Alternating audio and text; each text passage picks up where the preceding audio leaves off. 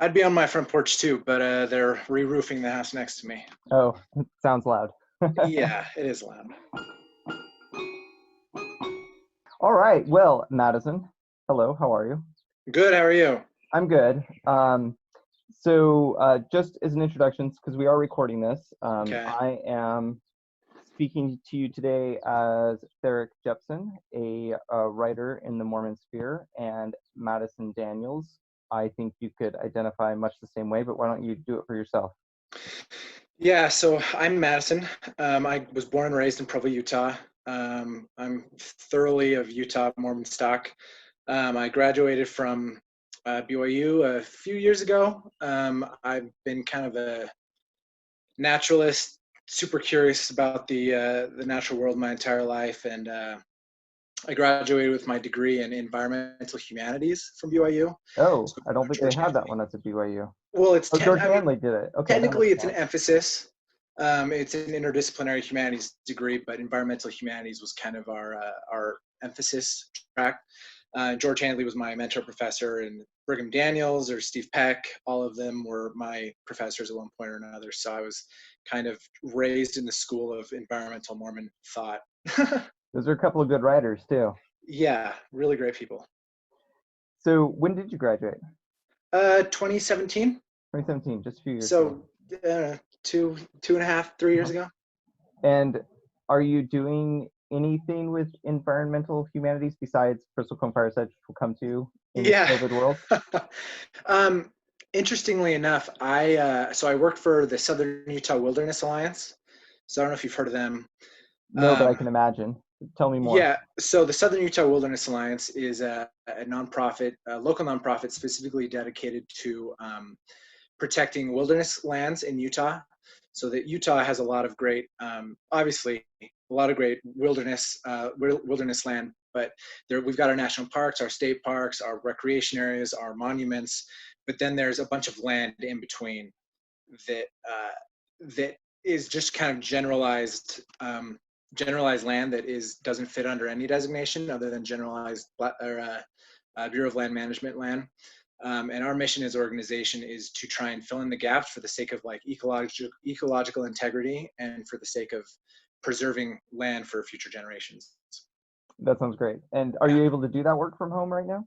Yeah, I am. So my role with them is actually I'm a community organizer, and I'm specifically a faith community organizer. So my role with them is oddly enough right in the vein of my own degree from BYU, which is trying to drum up support with Utah's faith communities, not just Mormons, but also from the wider faith communities that exist within Salt Lake Valley as well as the state as a whole.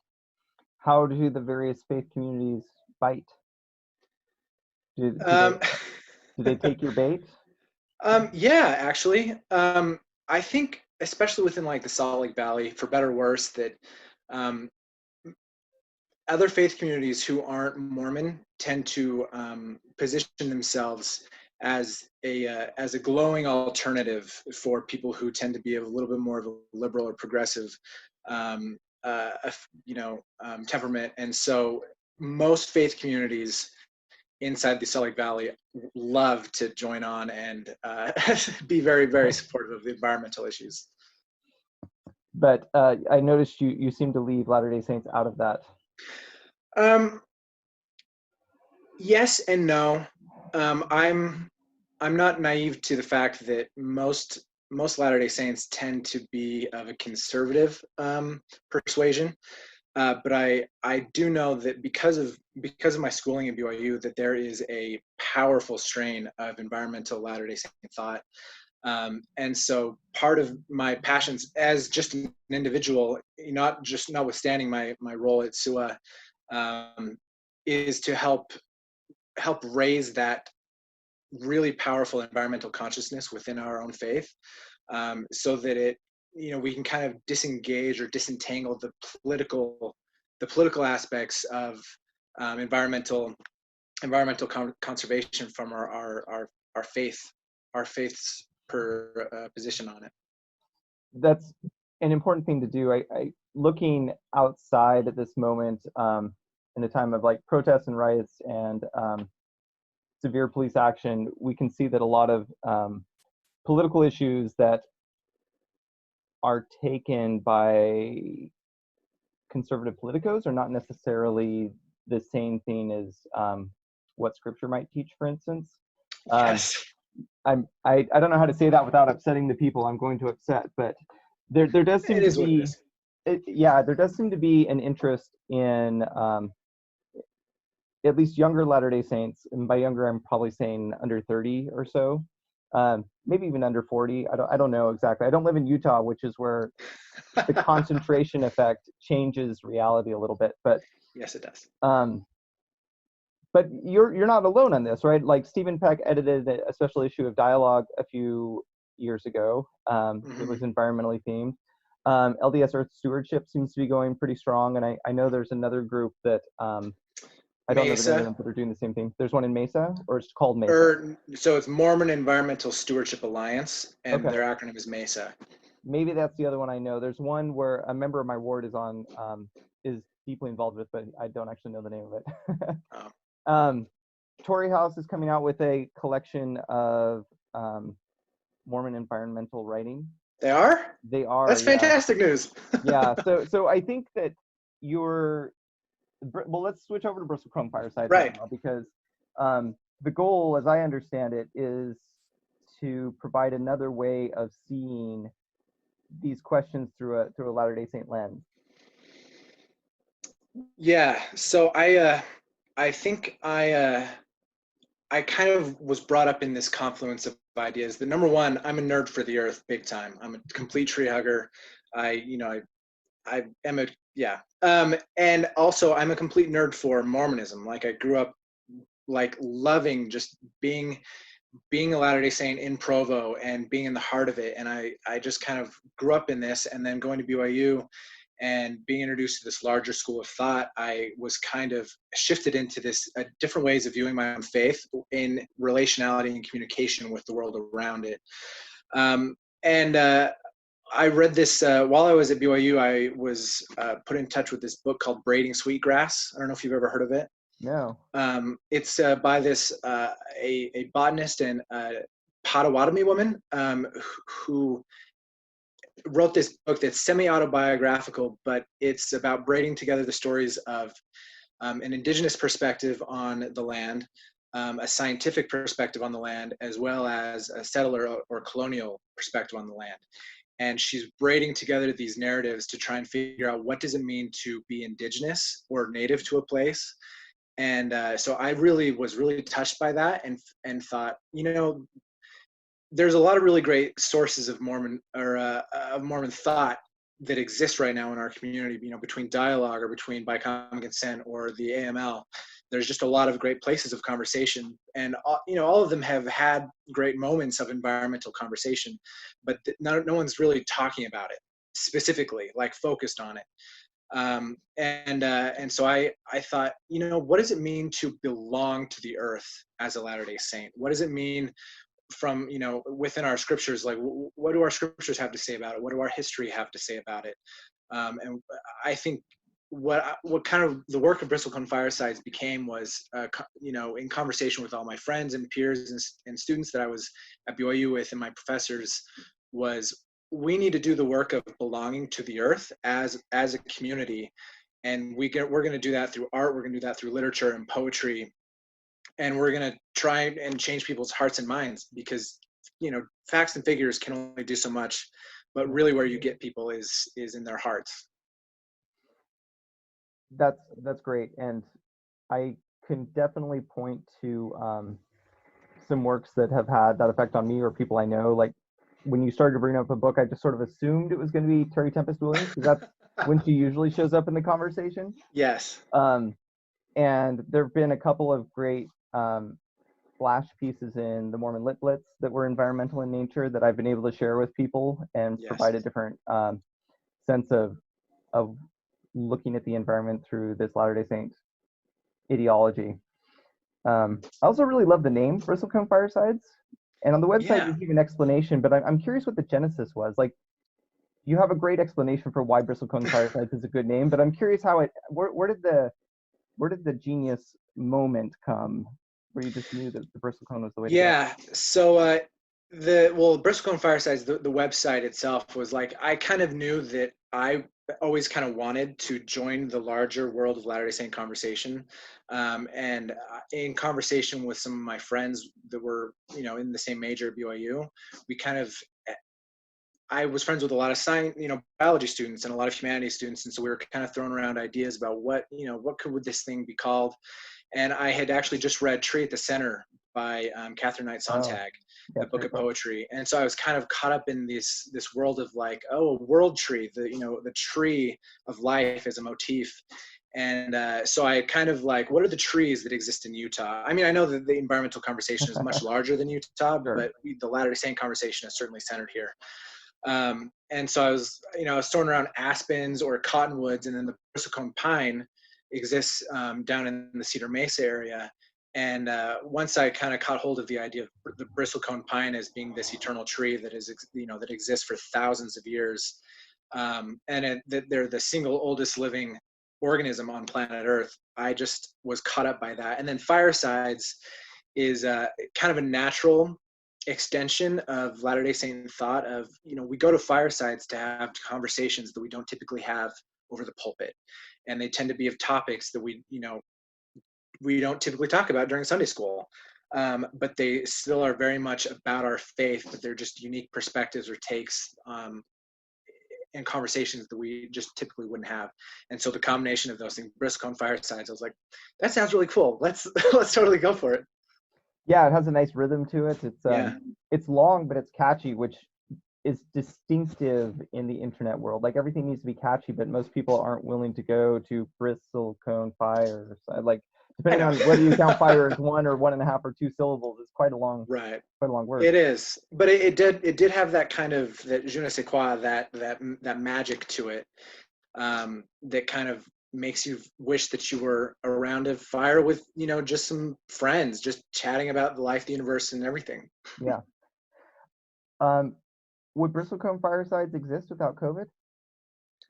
Yes. So what's really unique with my position at SUA is that it's kind of a little bit how like, at Google where it's like 12% of your time is your own project. Yeah. SUA, because I'm the only Latter-day Saint on staff there, and my role as a faith organizer, they have no way of, they hired me specifically because no one there really knows how to approach communities of faith. And so it was like, okay, well, I can do that for you. Yeah. And so a substantial part of my working hours with SUA is essentially relegated to my own projects. Oh. And so I have a lot of freedom. And so the last year or so, this is one of the projects that I've been working on, kind of in some of my own free time where I'm not doing larger organizing with SUA. But over the last year or so, I've been kind of toying around with the ideas, especially with my friends, putting together ideas, but then getting connected to artists and getting connected to people to throw together a logo and to help build the site. There was kind of just a chain of people that I just kept running into. It was like, well, I guess this is going to happen. And then it just so happened that the world fell apart right around the spring solstice or the spring equinox. And I was like, well, this is fantastic because now I can essentially be a blog administrator while I'm forced to be at home working. Do you, besides running the website itself, how is editorial broken up? Do you do it all yourself? Do you have some volunteers helping out or what? Basically, I do it myself. I have a lot of contacts who are willing to contribute a lot, like yourself, which was really great. But most of the editorial work as of now is up to me, which is fun because I love writing, I love reading, and I love kind of being in the world of trying and testing ideas with people, and trying to make something as good as it can be. And I've kind of worked on blogs in the past, and so I'm familiar with how to run a WordPress blog, essentially. Yeah. That's good.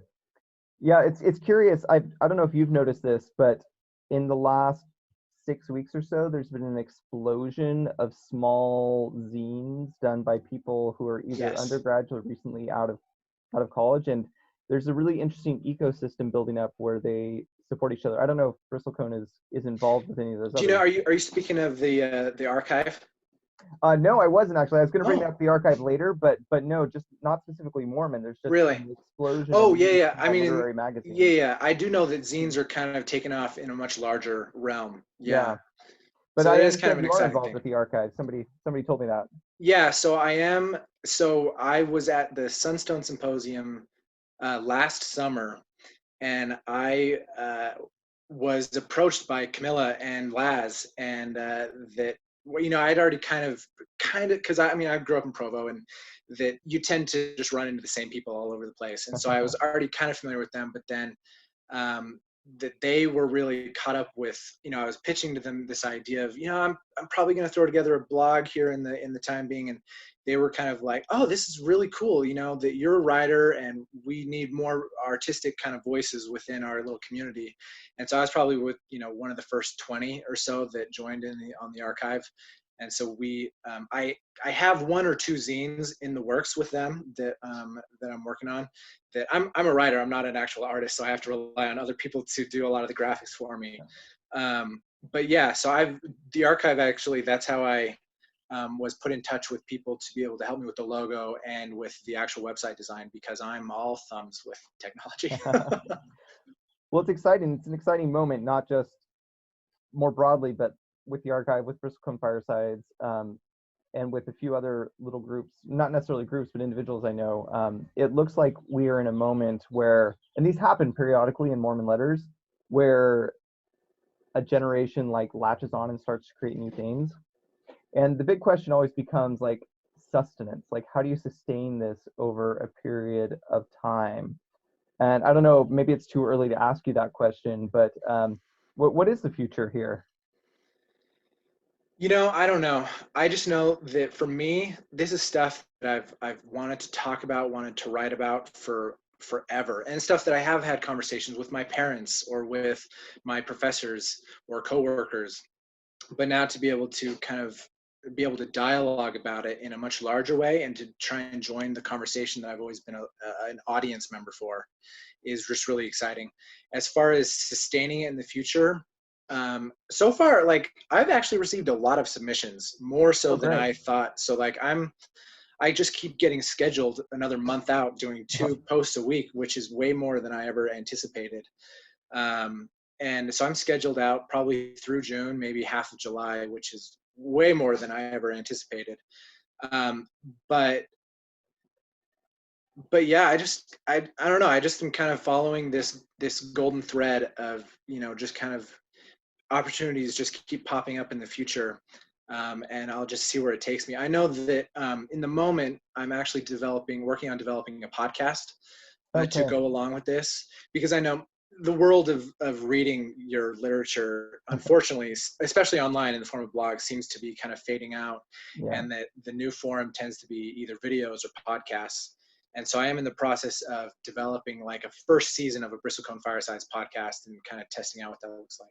It's also honestly like a podcast. It seems to be how most people consume this sort of information right now, but also it seems more in keeping with your name. Like, what is a fireside but something you listen to? So Exactly. I think it makes a lot of sense. Yeah. So I know I've lucky enough to be connected to a lot of great voices, and especially like Mormon Twitter scene tends to connect me to some people. And so I know I've got a girl that I met off of Twitter, who's a Columbia student, is actually helping me right now develop what a first season of the podcast looks like. And I want to try and keep it to that kind of really chill fireside kind of feeling, so that this is something that, this is just talking around the fire with your friends about God, the universe, and trees. Yeah. It sounds good. I mean, that there's a long strain in Latter-day Saint thought of environmental stewardship. Um, and to go back to the controversial stuff I said at the beginning, sort of the hijacking of the American Latter-day Saint mind by like 20th century conservatism and some of its hobby horses has made it difficult to maintain that sort of environmental care that seems pretty clear to me to exist in scripture, Doctrine and Covenants perhaps in particular, but um, I hope that you have a lot of success in saying things in a way that people will be able to hear. Yeah, I think that, especially with all what's in light of what's going on right now with, George Floyd murders and the Black Lives Matter protests, that I think what, especially my generation, the millennial generation and down, really needs out of the church and out of our own community is a community that is engaged in the world and is trying to utilize our own scriptures, our own doctrines to try and actually make the world better and not just be as insular and focused on ourselves. And I want to be a part of that because I feel like that's what the future of being a Latter-day Saint means, is to be a member of the world itself. Yeah, we're not supposed to put baskets on our candles or Yeah, whatever don't you don't said. That's not be quite a right. bushel over your fire. Right, something like that. Over your fireside. Yeah. Yeah, it's an exciting moment, and I do feel I think there's a great advantage in the fact that millennials and the Zoomers are such large generations, Yes. and if we can keep them in the church, I think that the Latter-day Saint role of being that shining light and doing the right thing is a real possibility. I mean, we run the risk of losing some of our advantages. Like other Christian churches, just as a side example, are starting to adopt the idea of a divine feminine, and we had a 200-year head start there, and we haven't done much with it. So why not take the lead? Yeah. So in some ways, I feel like the iron is getting warm, and that it's, there's a lot of really great voices, especially young voices right now, that have a knack for capturing attention in a way to be able to do good in the world, utilizing our own faith as kind of a heat source to draw from. And Yeah, yeah, I desperately want to help people engage with Latter-day Saintism, I guess, or the church in a much more complex and nuanced and mature way, so that we can actually move into the future and begin having those conversations about the divine feminine and our role as stewards over the earth, because those are the conversations that need to be had for the future to exist. and all these themes are related too. We can't separate them, Oh, as absolutely. Catherine Sontag's book demonstrates rather beautifully. Yes. So, Yeah, no, that's what I actually love about all these, is that, especially being able to write and be a blog administrator right now, is that I know that environmental issues exist in context with feminist issues that exist, with LGBTQ issues that exist with racist issues, so that all of these things are in context and in communication with each other, and that it seems to be like the tide is rising a little bit, and each boat gets to get a little bit higher. yeah, charity will conquer in the end. Yeah, fingers crossed. It's a little harder to believe that the last few days, but I Yeah, do believe it. I do believe that is the march of human history. yeah, But for sure. yeah. Well, thank you so much, Madison. Absolutely. Thank you. Anything that you hoped I would ask you that I didn't bring up? Geez, I don't even know. Uh, yeah, get on the blog and read some of our stuff and click through some of our links. That there is so much great environmental literature within the Latter-day Saint community, written by so many people, from Catherine Knight Sontag to George Hanley to Steve Peck, Brigham Daniels. All these great. There's so many great voices right now.